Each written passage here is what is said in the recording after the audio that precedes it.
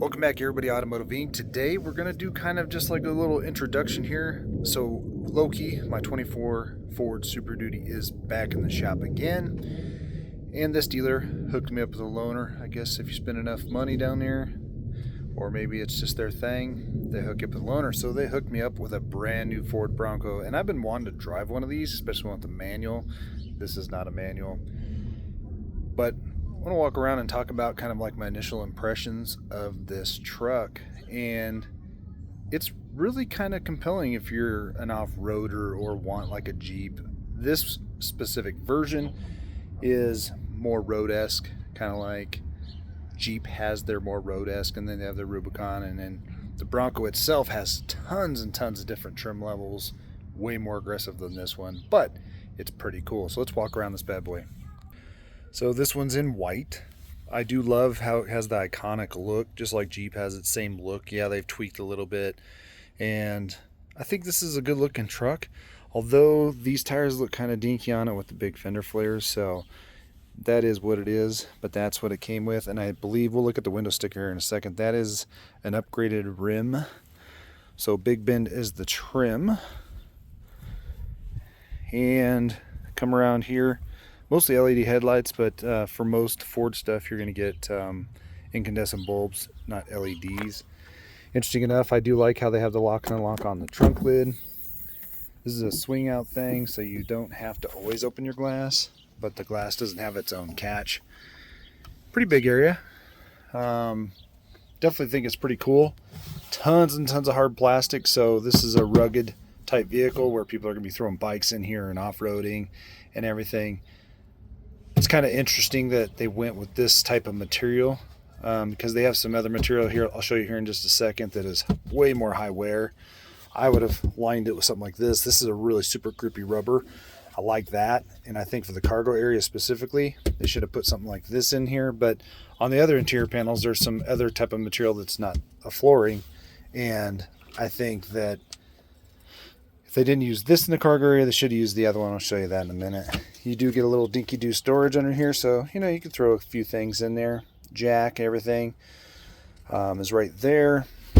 I do like how they put the power point back here, and then this little piece of the stereo system is on the roll cage, and it kind of intrudes in the cargo area, especially for taller cargo, but you know it looks good in here, so I don't really have a huge problem with that.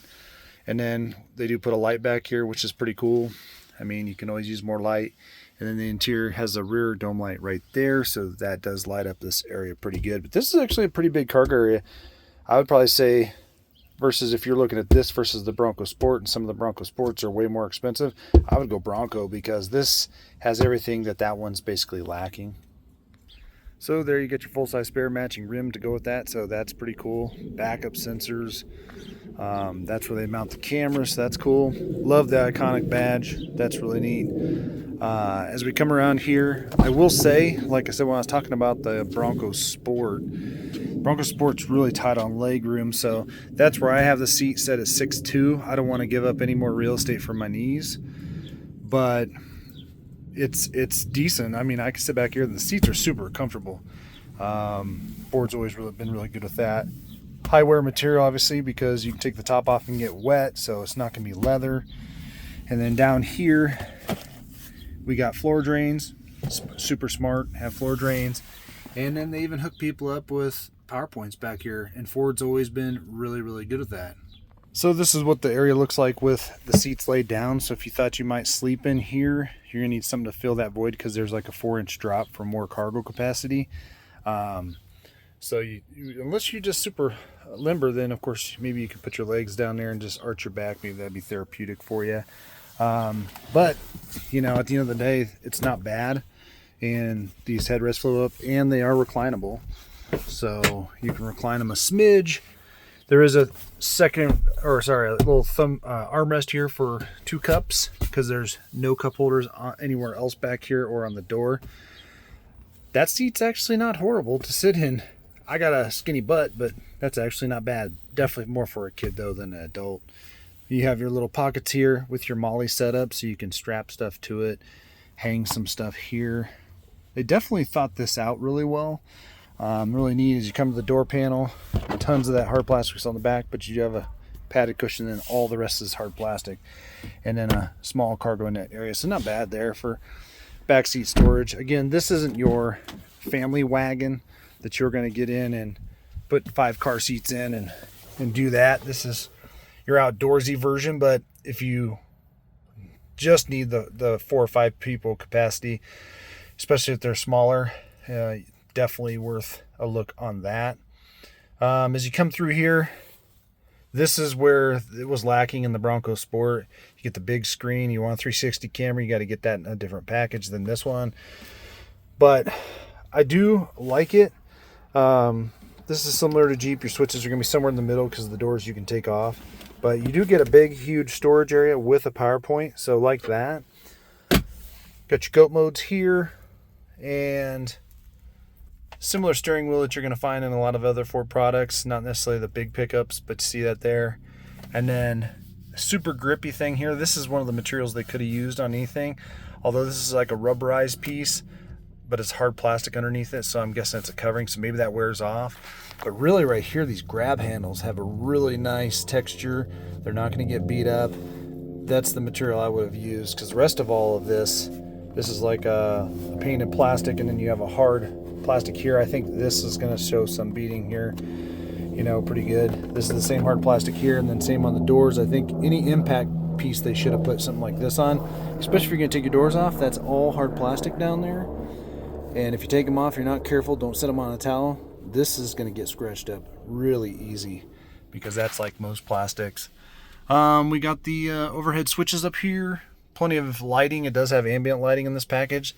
These are nice feeling buttons here. Of course, they're waterproof, so that way if you take the top off. And then you do get a power point up there, but they kind of dropped it here too. This in my OtterBox won't let my phone slide around, but sunglasses went from there all the way across here, because this is just hard plastic again, just like down here. So I'm not sure why they went that direction versus the other, but ergonomically correct. It's perfect. Everything's at reach. And it's super good, comfortable driving position for me. Now the windshield is smaller, reminds me of my Hummer back in the day. And if you look back there, not really a lot of blind spots, but it is a toaster on wheels. So, I mean, usually your C-pillar loses some visibility, but it actually has really good visibility, especially if you flip down the headrest in the back. Just push that button. If you're not going to be using them, they fold all the way down. Makes it even better. Now, one thing I will say is the running boards only make sense for putting cargo and stuff on the roof if you're going to need to climb up there and tie down a canoe or whatever. Shorter people might use them to get in, but for me, they're too skinny. And so if I go to step out on them, it's really not that great. So I have to step over them, and because they're there and it's already sitting high, it is kind of a interesting step out. Stepping in is fine, but stepping out.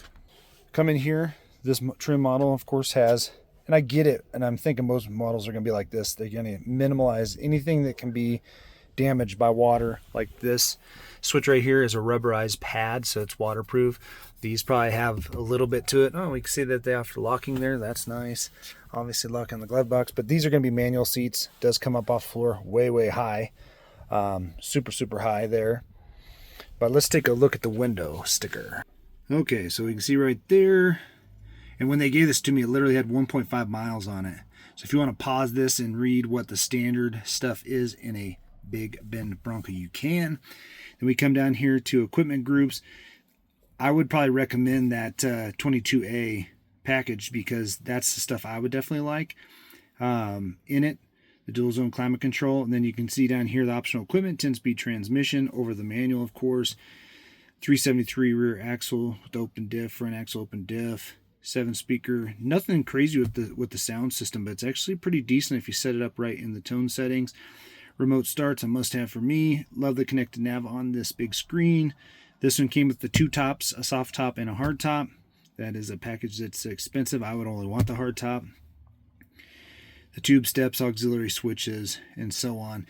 You come over here to an MSRP of $49,035. They're saying 20 city and 21 highway. Right now in mixed driving, I'm getting right around 25, so I'm pretty happy with that. You do got your little Bronco tie downs here on the front. We got some tow hooks down there. Again, it has a really nice aggressive look to it. Just coming up the road where I park, and I can see the car when I pull in. The wheels are fine. The tires are just a little bit slim. As we get in here behind the wheel here, again, super comfortable seats. The gauges are digital, which for me, like I said, we're going to go over a full review. This is just kind of like an intro of what the Big Bend is and how this one's optioned out and that price of it. But, you know, this is fine that there's an analog one. I prefer analog. But the digital one, because I always rest my hand here, I can't see either one of them because the speedo section's right here. And we'll go over that in a later one. So that's my only real complaint so far. And because the way it worked out with dropping off my truck, we're going to have to probably take this on a road trip. So we're going to get some good fuel economy. We'll bring my wife in for some feedback have her do a review of it, because she liked the little Bronco Sport, but the Bronco Sport, you couldn't get some of the things that she really wanted, like a 360 camera and stuff like that. And it was a little tight. I think she's going to fall in love with this. But, you know, we'll come back and we'll go over all those little features on a different video.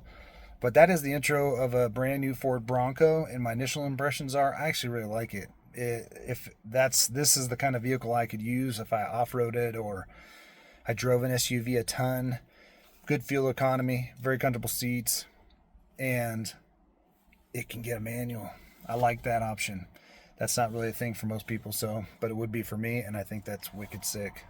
So before I go, guys, make sure you please smash the subscribe button so you can check out more content on the channel, notification bell, so we're going to post all the reviews on this specific vehicle, and a thumbs up is always appreciated. I'm going to catch you on the next one.